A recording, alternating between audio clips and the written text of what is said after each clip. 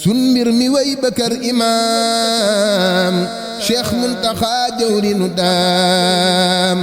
yeesal ndigal ya nan imaam Ahmadu Bamba kenn la ñaanal ñu teg ca ay ngaram yeesal ndigal la biir këram Cheikh Muntaxa jar naa gërëm wax na ni Bamba kenn la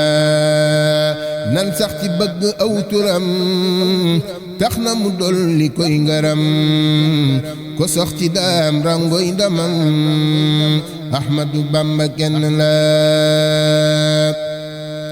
ma tëdd bis ñu gindi ma sëriñ bu mag bi feeñu ma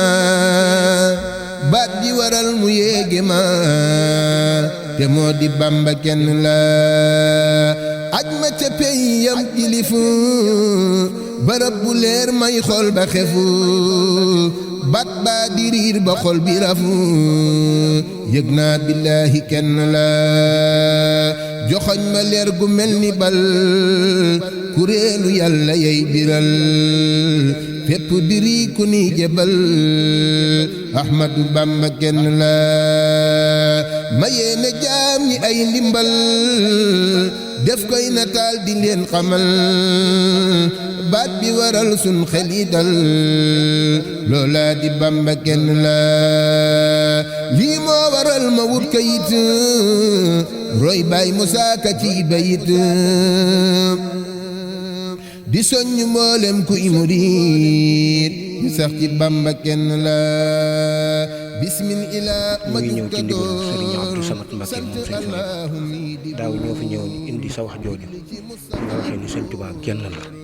wax naa ko te du yàqu dara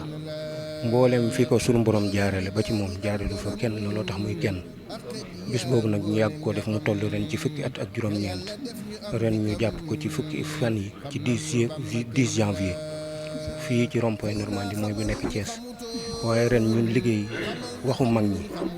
li ko dalee ci sëñ Modou Moustapha sëñ Fallou sëñ Abdoulaat sëñ Saliou Touré ba ci sëñ Muntaxa wax ji nga xam ne da ngeen koy wax mu yàgg lool te ñun gone yi doog a ñëw ñu mën caa jariñu ma muul ko nag defar ko ngir indil la ko wax ji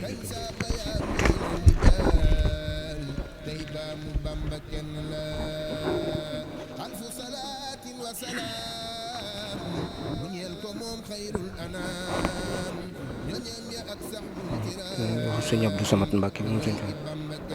sëñ Moustapha Saliou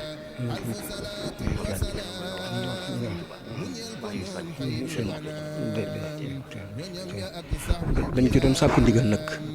mbooleem kilifa yi nga xam ne ñu ngi ci yoon bi te muy doon seen waxu kilifa ñu am yéene àgg ba ci ñoom jébbal leen ko ngir xam ni seen wax ba ko seen kilifa yi doon wax mu ngi jariñ ba tey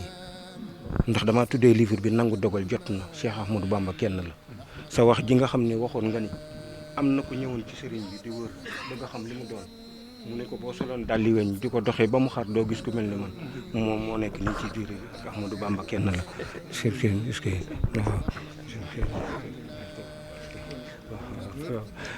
bis ba nag daaw da ñu cee waxoon am nañ ci ndigal am nañ ci ngërëm biñ jëlee ndigal li ak ngërëm li lañ ne kon nañ ko yeesal liggéey ci loo xam ne biñ ko indilee sëriñ bi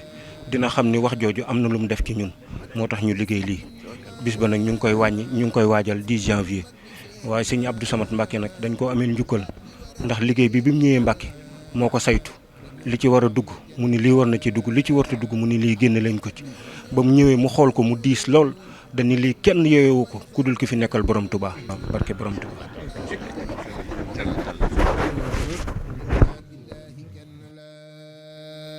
joxoñ ma leer gu mel ni bal kuréelu yàlla yey biral fépp diri ku ni jebal Ahmadu Bamba kenn la ma yéene jaam ñi ay ndimbal def koy nataal di leen xamal baat bi waral sun xel yi